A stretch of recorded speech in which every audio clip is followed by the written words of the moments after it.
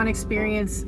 One of the things that happens when you're a driver that can't be predicted ahead of time really is you end up at places where there are road closures that there might be something in Google Maps, but you never know how current that stuff is. And basically, long story short, this customer, which is in Kansas City, Kansas, the entrance to their facility, which is they have a small driveway. It's full of humongous crater-like potholes. It's a pretty tight area. The street directly in front of them, there's a significant part of it that's closed.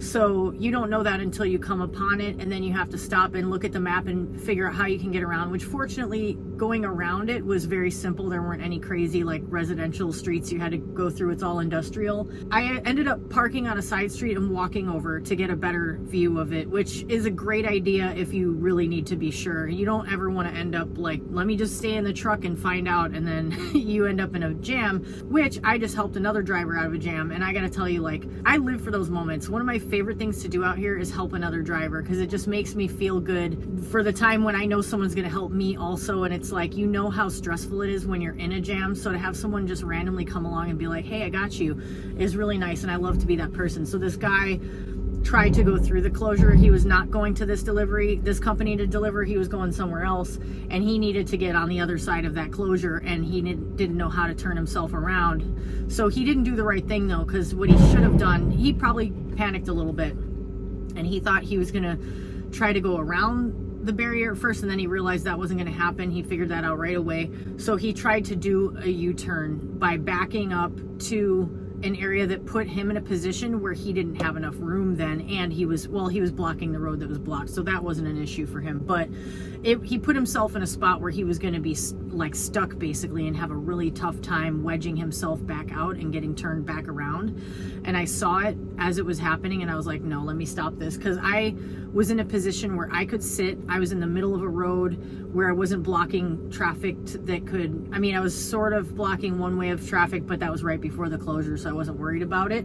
And then there was traffic coming the other way that could get through, so I threw my flashers on and hopped out and ran up, and I was like, you want some help? And he looked like dubious for a second. I was like, I'm that driver of that truck right there. He's like, oh, okay. And I helped him back up. I just gave him another set of eyes. I said what I would do. I said, I think this is going to be tough for you. What I would do is, I'm delivering to this place that's right behind you. You can turn around in their lot. I'll help you back up. Instead of trying to do this crazy U-turn, just straighten yourself back down this street, and then do a U-turn in that lot, and then you're good, which is what we ended up doing. And it just felt really good, because you know how stressful it is when my truck was parked in a place where he would have to back next to my truck and just not have eyes on what was behind or around my truck. And it's just so nice to have another person that can see things that you can't see. So if you have the opportunity to help a driver and you feel confident doing that, do it, because it's just you made that person's day a lot easier, and you saved them from potentially damaging their equipment or a building or a pole or who knows what. So that was cool. I'm getting unloaded now. It's a beautiful morning here, and hoping that I get a decent run for my next one, and I'm gonna upload my latest video, and I'll catch up with you guys a little later. I'm at this crazy recycling place, and there's a stray dog here. He's pretty mangy. He's such a sweetie though. He's a beautiful dog. He's got light eyes, little pit mix, and he's just a stray. And I just gave him a packet of salmon because I couldn't resist, even though he doesn't look like underweight or anything, but I could tell he was chill. And as much as you don't, the downside of that, like, I usually avoid any contact with stray dogs when I see them, because I don't want them to be attracted back by my truck. But he seemed all right. He's obviously used to being here, so like he's on the other side of that trailer, and it makes me nervous to see a vehicle backing. Also, you see that big Malamute, I think it is. I can never say that right. Look at that thing. It's like a wolf. So the stray went over to check out that dog. I'm like, what are you doing? But otherwise, he must be used to being here with all these vehicles and loud noises and whatnot. It's kind of a crazy environment to think of a dog being in. But here we are. You're gonna have a junkyard dog at a junkyard, aren't you? I guess that's just stands to reason. Okay, addendum. A couple minutes after the junkyard doggy wolfed down the packet of salmon that I gave him, one of the employees came out with a big bowl of dog food with a piece of bacon on top.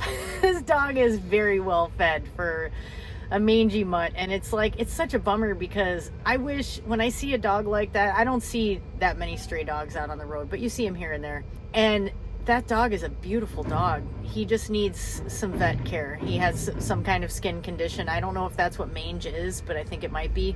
You know, he needs some grooming and probably some medication. He's probably got some parasites or whatever, you know, or fleas and he's such a sweetie. Like, I didn't attempt to pet him or anything, but he's just a nice dog, you could tell, and a beautiful dog. And I'm like, I would love to travel with a dog like that if I could. I could have a dog in my truck, but I can't have a dog in my apartment. And I've thought about, like, my old roommates being like, hey, would you be okay with my dog staying with you when I'm home or whatever? I'm getting loaded right now, but obviously you don't want to be in that position. It's kind of neat watching this stuff. I'll have to oops, I accidentally cut off the end. I will have to show you guys a view of it. It's, well, you'll see. Just this giant magnet picking up all kinds of stuff. What's that, a bathtub? Yeah. A whole ass bathtub. Probably was a clawfoot tub before.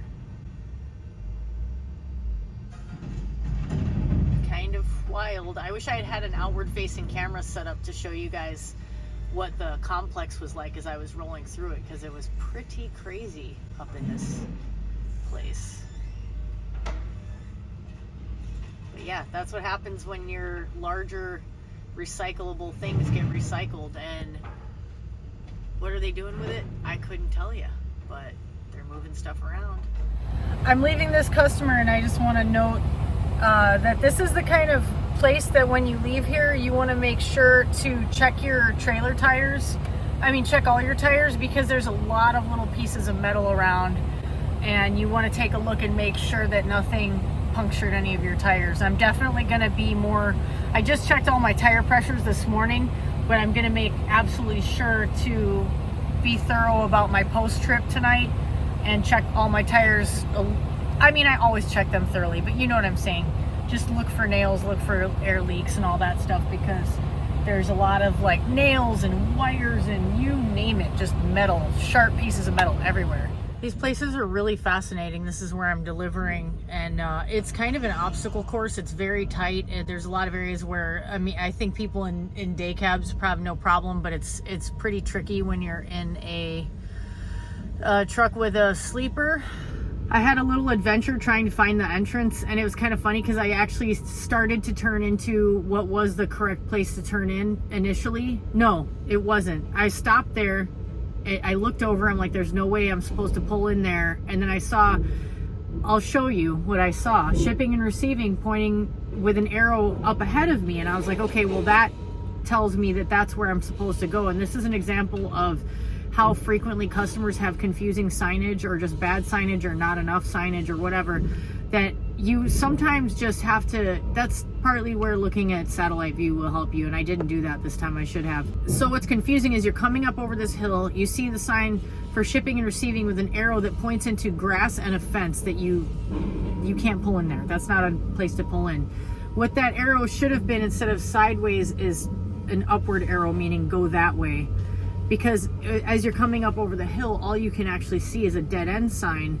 So you're not sure if, and you see a fence line. So it looks to you from where you're at, that vantage point, like there's a little hill and there's a dead end at the end of it and there's nowhere to go. But actually, if you go further over the hill, that's when you see where you can actually turn, where you actually have to go to scale. So I came in the wrong way, had to flip around, went in the office. They told me, no, you got to go down where you were. And actually I drove down there, and then I slowly backed down this very narrow street to get back to the wrong place when I was already in the right direction, but the signs were just confusing. So then you scale in, and I was talking to the guard guy at the scale house, and I told him, I was like, these signs are confusing, I just had to back way down the street. And he laughed, and he's like, yeah, I saw you on the camera.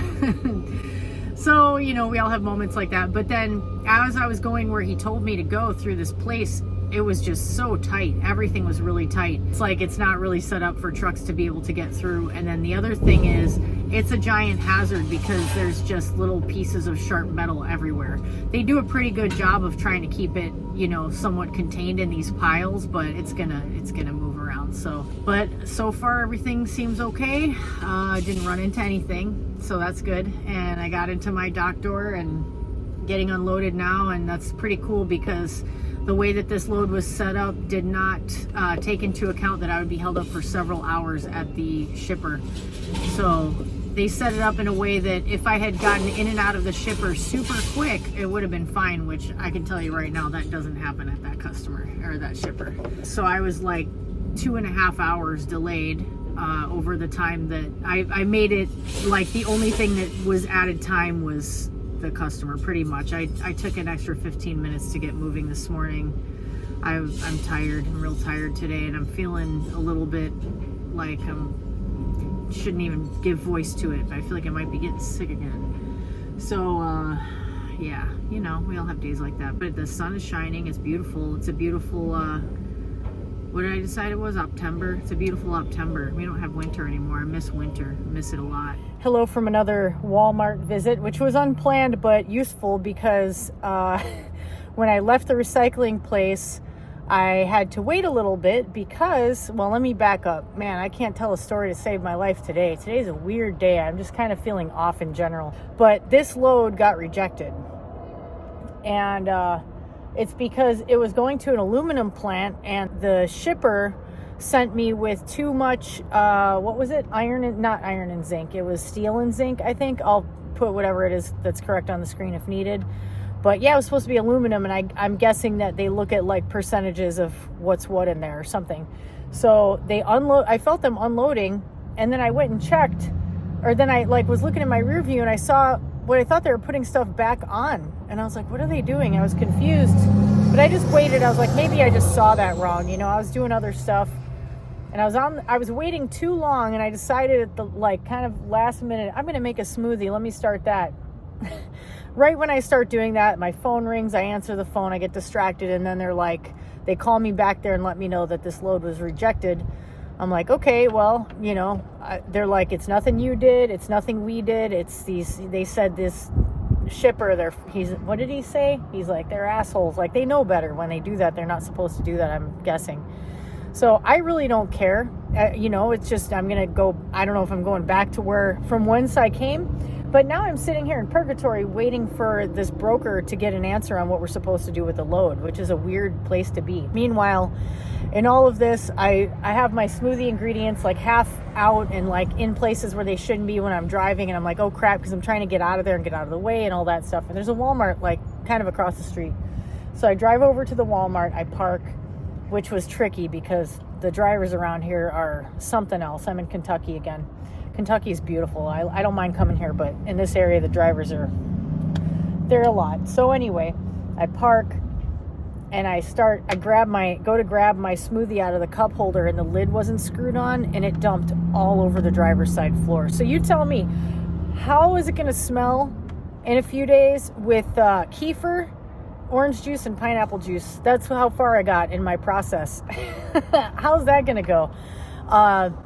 Thankfully, this Walmart was here. I bought a new floor mat. I'm going to throw the old one away, but some of it like went underneath the plastic panel that like, I don't know how to explain it, is the inside part of where the engine compartment will be or whatever. I don't know how to put that. So I think my truck is going to end up smelly, and that's a bummer, but I cleaned it up as best I could. Got a few things I needed, and now I'm just waiting to hear back from dispatch. So this is the first time I've ever had this situation with a load getting rejected, but like I said, it really doesn't bother me. It sucks for the company more than anything because I'm sure I'll get miles one way or the other, get a run out of it, but it is too bad. Like, it's weird that a shipper would send something knowing it's wrong and like expect it to just pass. They must get away with that. I don't know. It's kind of weird. So let's check the old messages and see if they've sent me anywhere after this. Hello again. It's another weird day. It is a different day, even though I'm wearing this shirt maybe in the same video. I'm not sure when this will be used, but I don't know about you guys, but I have a thing where like my clothes are always clean, but I get sort of like fixated on certain articles of clothing, like certain shirts and stuff, so I will rewear them, especially flannels. And I don't know what it was lately, but I was just like, I need to get some flannels. So I'm going to get some more flannels and keep wearing them. It stirs up my happy 80s, happy 90s high school kid grunge girl vibes. It's another kind of weird day, and it's just, I think, a symptom of the generally slow freight market. So yesterday I ended up sitting because the load got rejected. So I sat for like 2 hours while we waited for the broker to figure out what we were going to do with that load. Ended up getting another place to deliver it to. And when I got there this morning after a gorgeous drive, man, the sunrise today was just this incredibly beautiful, these pastel shades. And I was like, I wish I had this on video. Not that that would really do it justice, but it was really beautiful. It was a nice drive. And when I got there, the woman that I was trying to deliver to called somebody, and what she was saying to them made it sound like she was dubious about whether they were going to accept the load. And I was like, uh-oh. I'm like, they know that this got rejected somewhere else, and they know that, like, why. So it's not like we were trying to, like, be like, maybe these guys will take it or something. I mean, obviously this was all arranged by the same broker, so I assume that they communicated everything, especially because the BOL I had to hand to them said rejected from the previous place I tried to take it. So they ended up accepting it. People were super cool there, pretty quick unload, nothing crazy. And then, but what I was going to tell you though is on the way there, I followed both of my GPSs through a tiny town that is definitely not a place that trucks should ever be. It's Russellville, Kentucky, and there was a go around, but it was out of the way. And this is one of those moments that sort of like exposes the fact that I'm an inexperienced driver and I made somewhat of a rookie mistake, which is every time you go somewhere and you don't look in enough detail at the route, there's a chance that something weird is going to happen. Even if you're following your GPSs, and you seasoned truckers out there that are watching this, you already know, so I'm not telling you anything new. But maybe some of the newbies or people who are getting started or whatever, this is useful to know. It's like, if you can, especially close to your delivery locations, I feel like that's where you tend to get into more trouble, because a lot of these places, especially just that are near or sort of around rural areas, they're going to be close to a small town. It's like, think about it. There was a little town, and then near that town where there would be workers, they built these large facilities that have been there for decades, you know? So your GPS might want to take you on the most direct route that goes through that tiny town that isn't designed for a 53-foot truck. And it doesn't mean you can't go through it, but it's one of those instances of just because you can doesn't mean you should. I did see a couple of police officers as I was going through there, and I was like, oh, is someone gonna stop me? Because this doesn't look great. But it was fine. It wasn't the worst I've been through a couple of tiny towns where they have like a little roundabout that's built through the middle of the town. And it's the type of thing where you're gonna have to make turns where if there's cars pulling up to the stop that you're turning onto, they're gonna have to either not pull all the way up or they're gonna have to back up. As the driver of the truck, you have to find the right balance between being respectful and like backing off when you can, but also being like just assertive enough without being aggressive, that you have to sort of you have to take up the space and sort of like hope that they understand, like, I have to do this and you're gonna have to get away from me or whatever, you know. It's like, it's not necessarily forcing other drivers to do things, but it kind of is, because the reasoning behind it is you're already here, you got to get out of here, and you got to do it kind of quickly and safely as you can. But you want to get the hell out of there so you're not creating more danger because you have a trailer that's hanging over the edge of somewhere you don't want it to be, that kind of idea. So it's just, you have to think fast in those moments, and you have to like do your best to communicate, use gestures, and use eye contact with people in cars. And most of the time in these places that are kind of rural, tiny town next to an industrial area, they're used to it. They've seen other truck drivers come through there. So there's a lot of times you'll go through an area like that and the cars will already be like anticipating, and they won't pull all the way up to the stop, and then they see you and they back up even more, or they just stop, way short of a stop sign because they understand. And some of them might be truck drivers or have family members who are truck drivers, so they get it. I'm sitting in the empty lot of a defunct West Rock building, hoping no one will chase me away. I think I should be okay, but I didn't finish telling you. So I talked to the other driver that was in the dock next to me, and I was like, did you go through a tiny town to get here? And he said no, and he he pulled out his phone and we were talking about how best to leave there. And that's another really helpful thing. If you got to a place and you had to go through a little tiny town and you're thinking, oh crap, do I have to go back through there? And there's another driver there, ask them how they got there and maybe you'll figure it out, or just look at the map. But there was a way around that was out of the way. So the GPSs are not going to default to the way that adds more distance, but is ultimately better for trucks. Even though they're truck GPSs, they don't always get it right. So yeah, I ended up taking a different route and that driver helped me, and that was nice. It's always good to get another brain and another set of eyes, because sometimes you don't see stuff or you're still waking up. That's how I was today.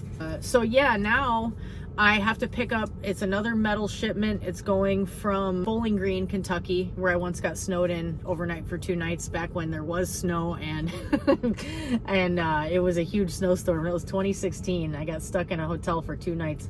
I was trying to drive my little car, and it didn't want to go in these places that don't use salt on the roads. Go figure. But I have to wait now like 3 hours, because that's when this place is very strict on appointment times. They won't take you early.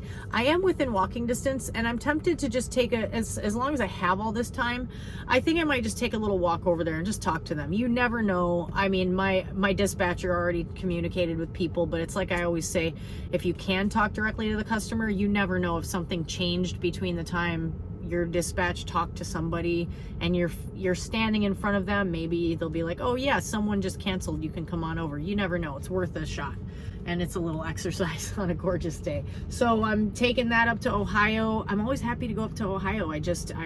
Usually it ends up being decent. It's pretty up there. Hilly, that's not great, but you know, probably another heavy hilly load. So I already told my dispatcher, you tell these brokers to calm down if they're gonna get antsy about timing, because I'm ending up sitting and waiting, and that's gonna delay things, and there's nothing I can do about it. So whatevs, you know. But I do feel a little better today. I took a zinc tablet yesterday. I think that might have helped, and hopefully I'm not having any issues that are gonna, you know, slow me down, because who needs that? So I'll catch up with you guys on the flip side.